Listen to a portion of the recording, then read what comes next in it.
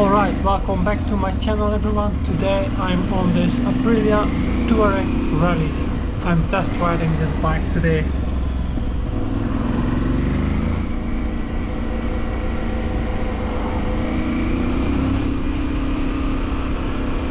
I have been shopping around for an all-round, for an adventure bike for a while already.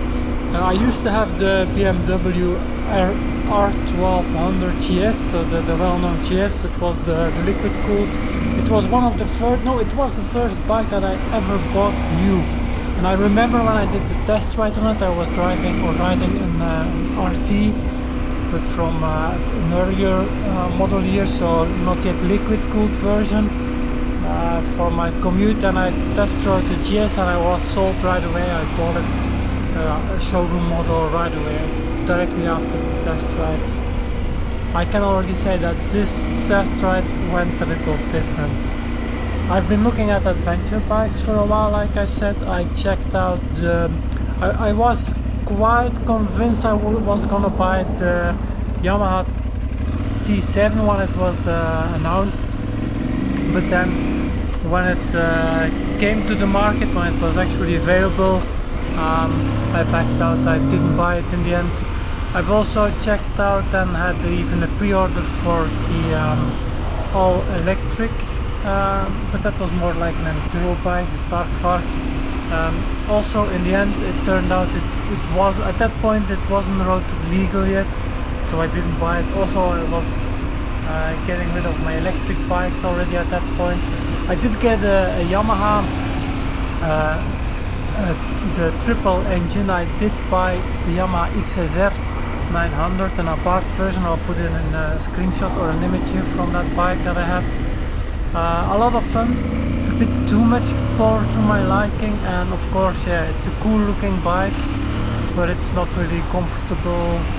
Yeah, and in the end, I didn't even, I used it, but even had it like set up to a regular XSR because the cafe racer styling was too aggressive, and totally liked it, but in the end sold it because, yeah, it was too aggressive. It had too much power for my needs. It was a very light bike. I do recall it being less than 200 kilos. That's something that I'm still looking at today, to find a bike that light, because my current Roadster, my BMW Roadster, it's quite light for what it is, but it's still 230 kilos something.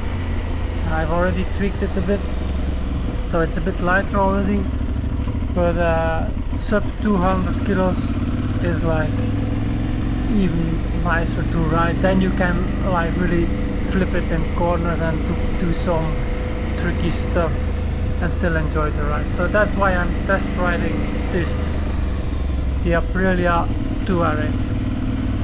And this is not the regular Tuareg, this is the rally version. You have the regular Tuareg has been available for quite a while already, but I never came to test riding it because I didn't really like the looks of it. And yeah, being Aprilia, there are not so many dealers around here where I live.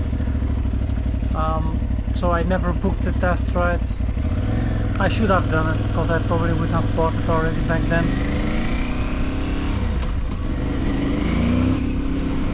This is the rally version. It's different. I'll walk around and you can see what I mean with the rally version. So this is the rally version. It's a bit different from the standard Tuareg in that it have smaller, lighter, stronger wheels, but of course also running inner tube, so it's not tubeless. The standard one has tubeless wheels. Then it also has a bigger skid plate at the bottom to protect the engine. I think the footbags are the same.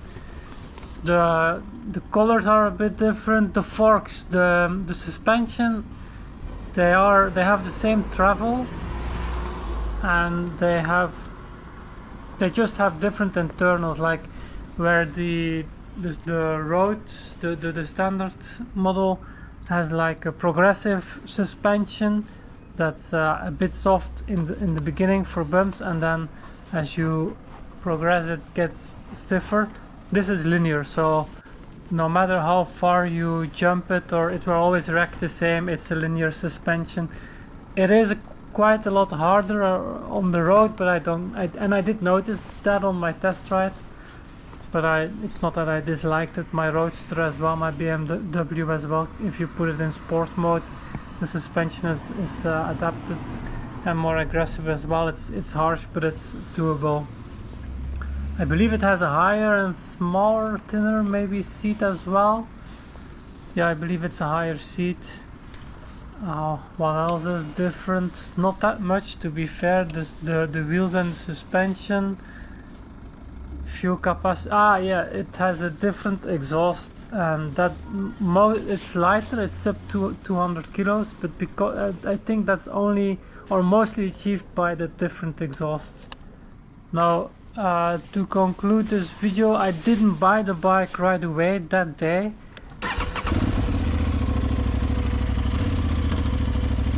I did like how it rode, how it handled.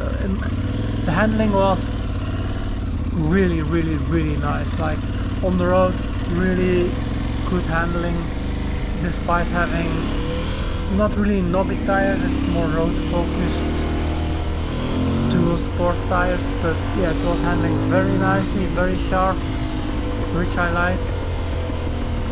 And then it does have a thin front wheel, so it turns very quickly. Your upright, what struck me the most is no matter if you're sitting on the bike or standing on the pegs, it feels like totally comfortable, like it's made for it. Like it's awesome. Even my GS in the past, I did use it off-road, and if I was standing up, it was always less comfortable than when you're sitting down. You could notice that it was still made for sitting and riding that way. There were tweaks that you could do to make it handle better standing up or have better ergonomics for standing up, but this rally version and probably the default Tuareg as well is just as is quite perfect for standing up. I really like how it handled. The one thing, and probably also why I didn't sign the same day, in the end I did buy it, but I didn't buy it right away. Well, if you look behind the bash plate, you can see that the fit and finish is not, well, it's quite the rough engine casting and so on, and different color. My other bikes so far were always nicely naked bikes, so nicely painted engine box and so on. So this one is more for use, less for looks, more for use, which is great if I want to go off-roading anyway, because I'll drop it. I'll definitely drop it. Same for the plastics. It has stickers. It's not really painted even from what I can tell, so yeah, the stickers will scratch, but other than that it will be fine, I guess. I won't put all kind of protection bars on it, because then you add weight again, and to be honest, if it drops, I don't care about scratches as long as it's still functional, then it's fine for me. The biggest thing that I had to get used to getting on this bike was it's 80 horsepower, which is quite a bit less than what I'm used to, and 70 Newton meters of torque, which is also quite less than I'm used to with all those torquey motorcycles that I usually drive or ride. So I had to get used to getting off of my BMW onto this directly. I had to get used to the reduced power, but I think it's more like that I use it, that I wasn't really, this engine is a twin, parallel twin 270 degrees crank stuff, where almost all the manufacturers are selling, or at least have one or two bikes in this type of engine setup. I think I need to rev it more. I think that's why I was a bit disappointed at first, because you have ride modes, and the ride modes really make a big difference. You can configure them however you want. You can, it's even if you if you shut the engine down or kill switch or whatever, you drop it and you put it, you start it back up, it remembers the settings. Even if you disable traction control and ABS, when you put it back on again, it still disables. Every other bike I've test ridden at some point, even my GS did that, and my current Air as well, it will, if I shut it down and start it back up, my traction control and ABS is back on again. Yeah, but this one doesn't do it. This one remembers your last setting. And yeah, as long as you rev it enough, it has plenty of power. It has a nice exhaust sound. Yeah, I'm liking it. In the end, I bought it, so there will be more Trans-European trail videos coming up with this bike. Or well, not this specific one, but this kind of bike. Mine will be delivered in a few weeks. It was a stock model again. They announced it in 2025, I believe, so they have plenty of stock. There are probably also some deals to be found. I got some added warranty and some free options, like the quick shifter is an option that I had to add, but they gave it for free.